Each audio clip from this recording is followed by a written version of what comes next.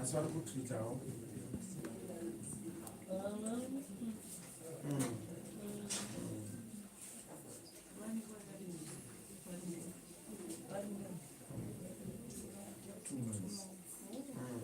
Doctor Samuel.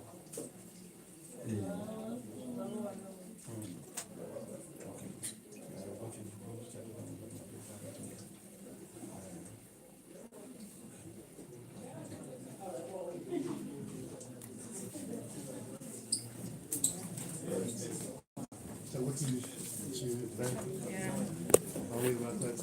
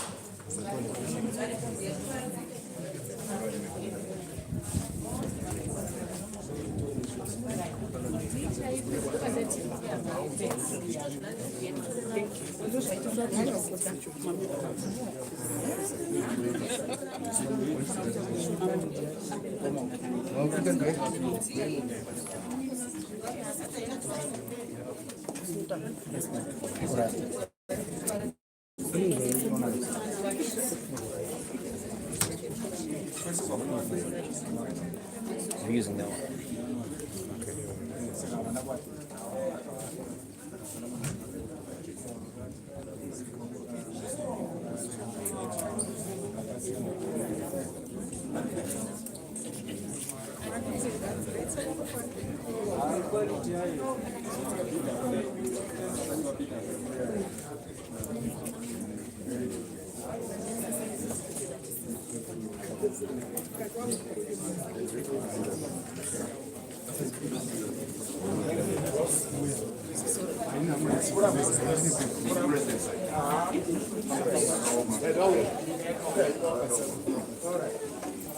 Vakandiko vakuru vebasa vanotishandira panyika ino vanorapa upenyu hwedu vakasimba tambo yakuzoona kuti zvakamira sei muno.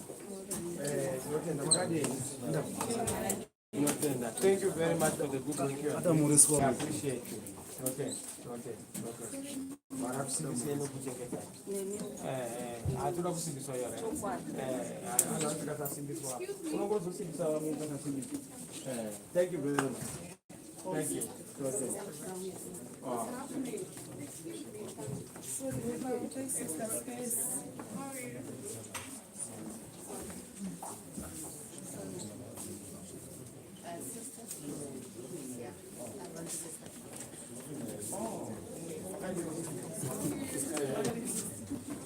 Panic mode.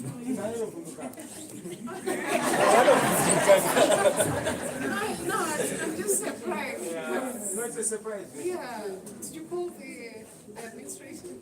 No. I think we need to let them know because where we're coming from, we might be in trouble. Okay, I will not be in trouble. Really? We are just here. We did not tell you, we are just here to see the situation. You can't be in trouble for the visitor when you don't start right here on your country. No, but I think we should just know. It's okay. Yeah. Relax.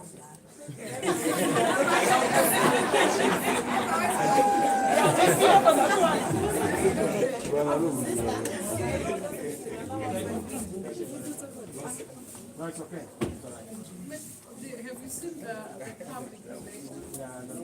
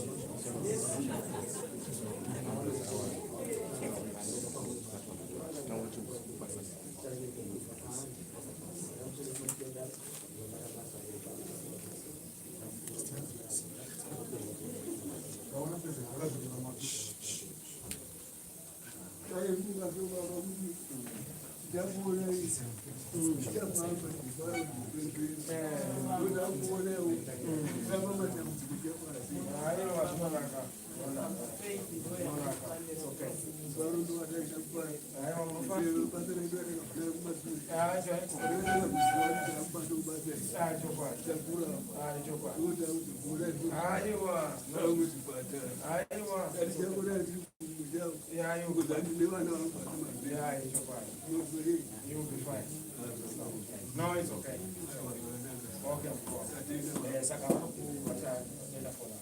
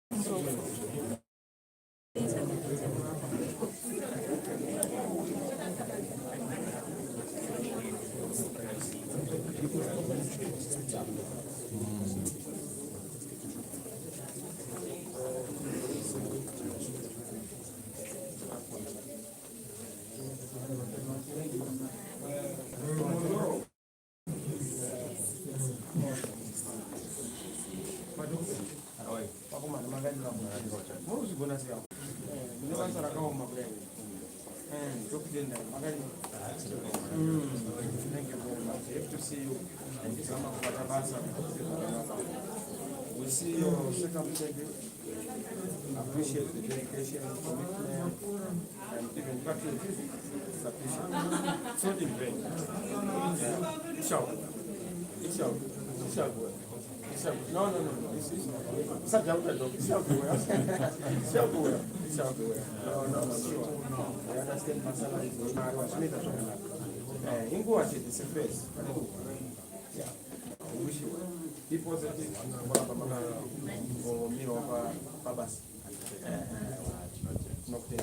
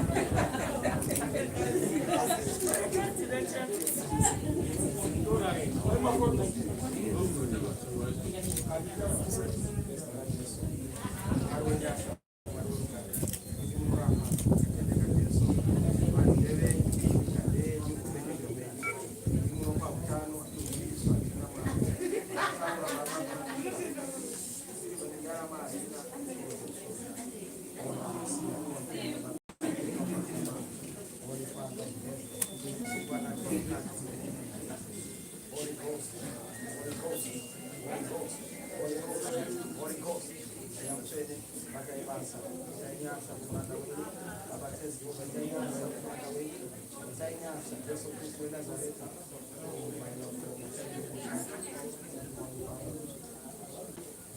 you.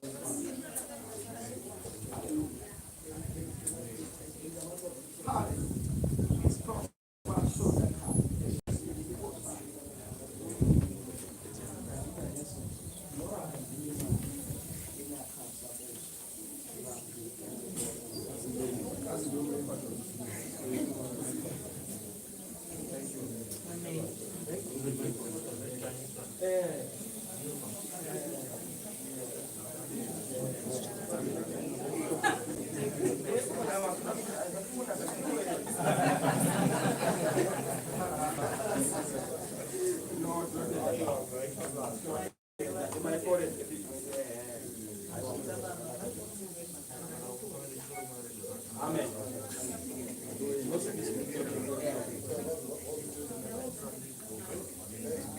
Oh, kwanza ngazi tora wewe nenda kwa hiyo. Bora Mungu aiwa.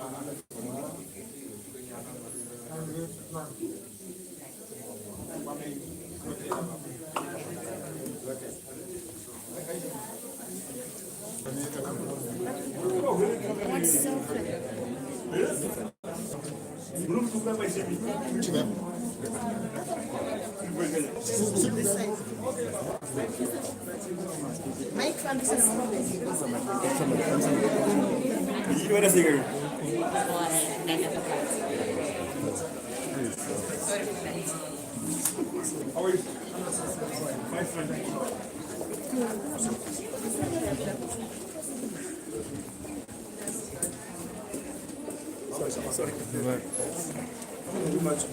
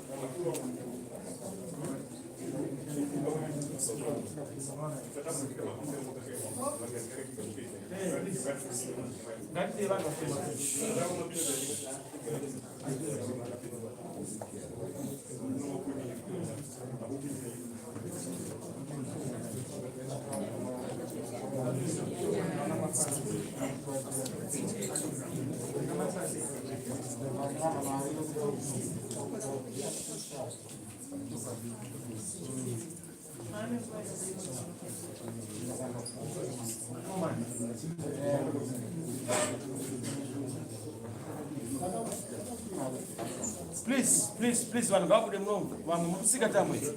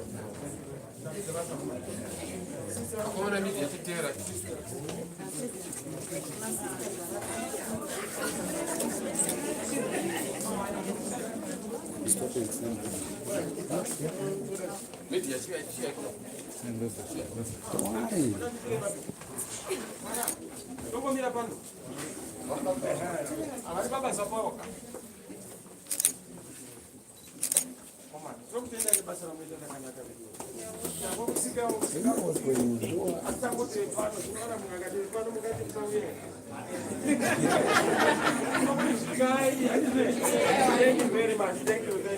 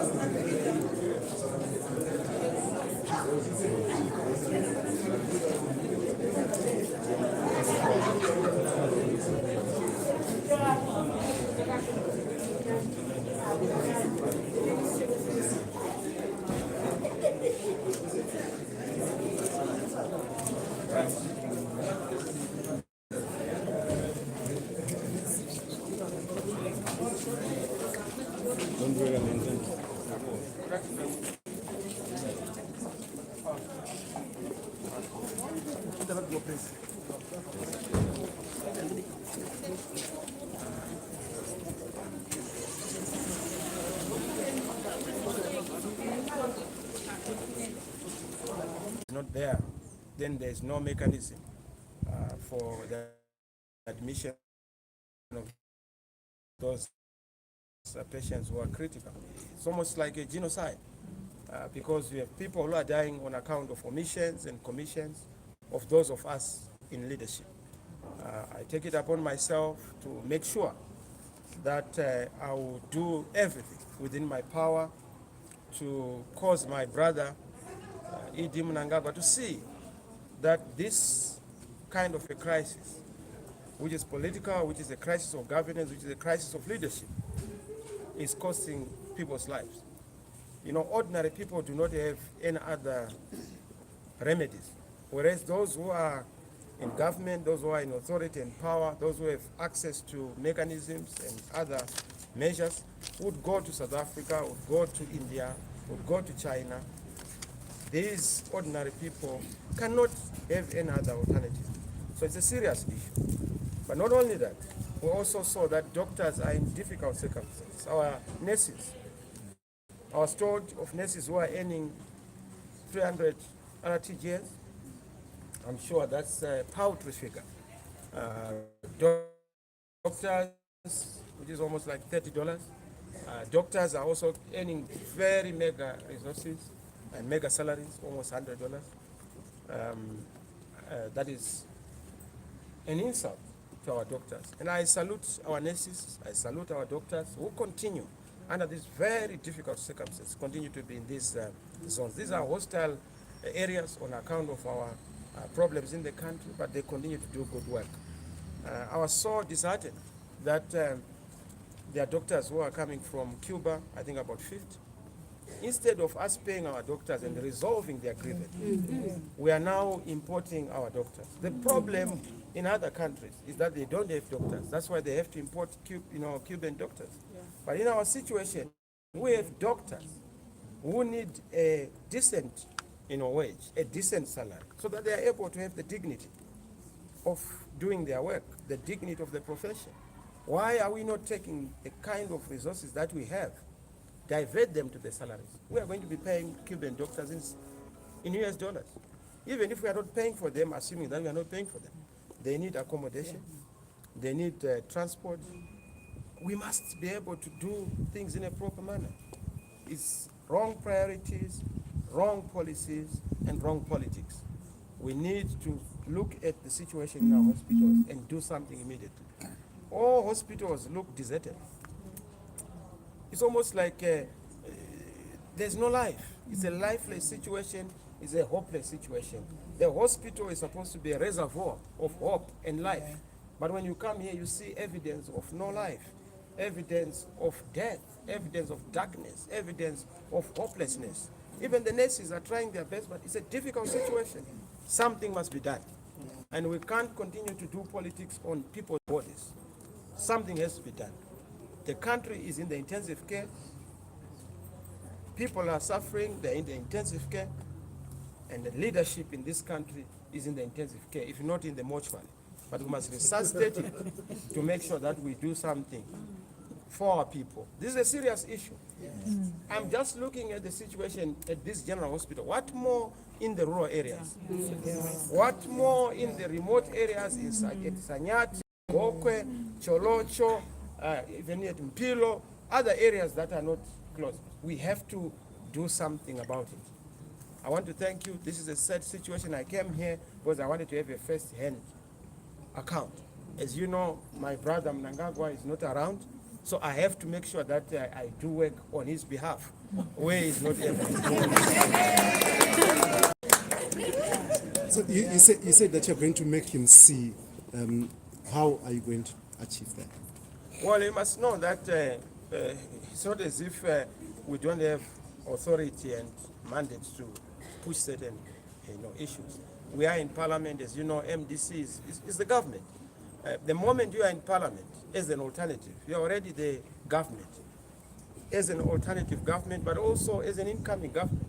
Because if you're an official alternative, the next thing is that you'll be in government. So politics is about providing solutions to the people. When politics is not helping and saving lives, it is meaningless politics. And from meaningless politics, sloganeering does not feed people. Slogans does not give people hope, does not give people life. It is the kind of delivery you see, and that is what we must be able to address. You are looking for sanctions, and what is your response to that issue? Well, we don't have the luxury of going fishing when the house is on fire. The situation in the country is so bad. We can't afford. And also this mindset of thinking that you always have enemies. We're not the only people who have opposition, but we must focus on building rather than focusing on the negative energy of pursuing those who are chasing us if they are enemies. We have to come back to the drawing board and address the issues that people are facing. Our health issues, education, water right now. It must be declared a national disaster, a humanitarian situation. Instead of finger pointing, this is not about the local authorities, because local authorities do not have the reserve bank. So they don't have foreign currency. Local authorities do not deal with procurement. It is dealt with by price. Local authorities do not deal with the OPC, which is controlled by the central government. And we need to be able to confront these issues head on. Hospitals. You're not coming there. That you're not coming is the biggest problem. We are not interested in side shows. The main show addressing of the fundamental issues, the crisis in the country, which is the crisis of government, and that's what we must focus on. We are ready to make sure that this issue is resolved, because we are pained. It makes sense. We want people to be in good life. That is our preoccupation, and that's why we must be able to address doctors' issues. As of yesterday, money is there. It's only that it's going to the wrong places, and there's appetite in the wrong places. But we must have money being taken where it is supposed to be taken. Can you define the wrong places for us? Mr. Mnangagwa and his team. Government is not supposed to be taking too much money. If there is austerity, austerity must be exemplary and be shown on the government, not on ordinary people. You can't be flying business class, millions, and can we take those millions and put them Parirenyatwa at the Harare Hospital to improve the situation. You mentioned that you're going to show them their situation at the hospitals. Do you think that it's a matter of them not being aware, or it's a matter of them having reached a point where they can't do anything about it? After you show them, do you think that they're going to be doing anything about it? Well, it's no longer about thinking. We must now be active. And what they have to do is to act and do something about it. We'll spend a lot of time thinking, arguing. Everyone who is serious, who have to see and understand. And you know the people are watching. If they see that leadership has abrogated responsibility, people will take power within their own hands. And ultimately, all authority resides with the people. So we must do something. Young people are out there, they are agitated, they are anxious. They need jobs. They need good health. They need good education. They need to be finding answers. They need prices that are stable. They need water. They need opportunity. They need luxury. They need to also enjoy. Earlier on, you had a challenge with the CEO of Harare Hospital.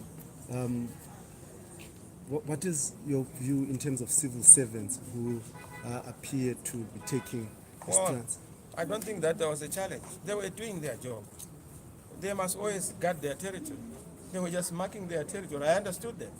You know, the fact that I am president of a country does not mean that I must also undermine them. I respect them because they are also in their area of jurisdiction. So I respect them for that. And I honor them for protecting their job. That's what we want from our civil servants. Do your work and do it passionately, professionally, so that you serve the people.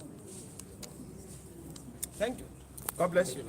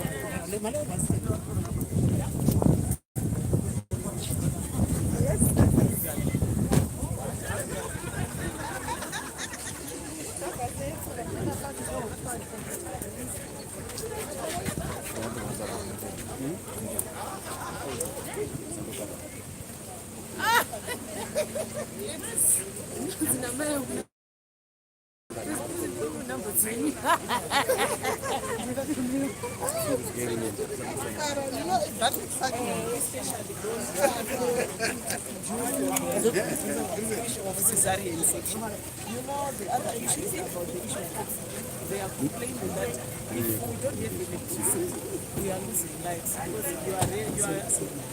It's exclusive, Shaq. Can I just say this? Yes, thank you.